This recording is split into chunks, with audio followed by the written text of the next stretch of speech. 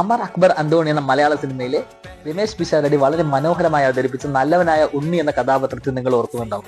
അതുപോലൊരു കഥാപാത്രമാണ് കഴിഞ്ഞ ദിവസം ബംഗളൂരുവിൽ നല്ലവനായ ഉണ്ണിയെയും അദ്ദേഹത്തിന്റെ ഭാര്യയെയും ബംഗളൂരു പോലീസ് അറസ്റ്റ് ചെയ്തത്. മറ്റൊന്നുമല്ല, തങ്ങളുടെ വീടിന്റെ ബാൽക്കണിയിൽ പൂന്തോട്ടത്തോടൊപ്പം ഉള്ള ഒരു ഫോട്ടോ അവർ ഫേസ്ബുക്കിൽ അപ്ലോഡ് ചെയ്യുകയാണ്. ആ അപ്ലോഡ് ചെയ്തതിന്റെ കൂടെ തന്നെ ആ അപ്ലോഡ് ചെയ്യുന്ന പൂന്തോട്ടത്തിനൊപ്പം അവരുടെ ആ പൂന്തോട്ടത്തിനുള്ളിൽ നിന്നും വളർന്നു വരുന്ന കഞ്ചാവ് ചെടികൾ പോലീസ് കണ്ടെത്തുകയും പോലീസ് ഈ പരാതി ലഭിക്കുകയും പോലീസ് സെർച്ച് നടത്തുകയും ചെയ്തപ്പോൾ 54 ഗ്രാം കഞ്ചാവ് ആണ് അവിടെ നിന്നും പോലീസ് കണ്ടെടുക്കുന്നത്.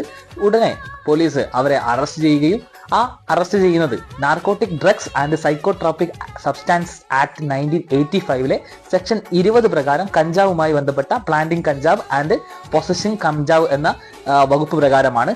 അതിൽ സ്മോൾ ക്വാണ്ടിറ്റി എന്ന രീതിയിൽ വരുമ്പോൾ അവർക്ക് അത് ജാമ്യം കിട്ടാവുന്ന വകുപ്പ് പ്രകാരമാണ് പോലീസ് കേസ്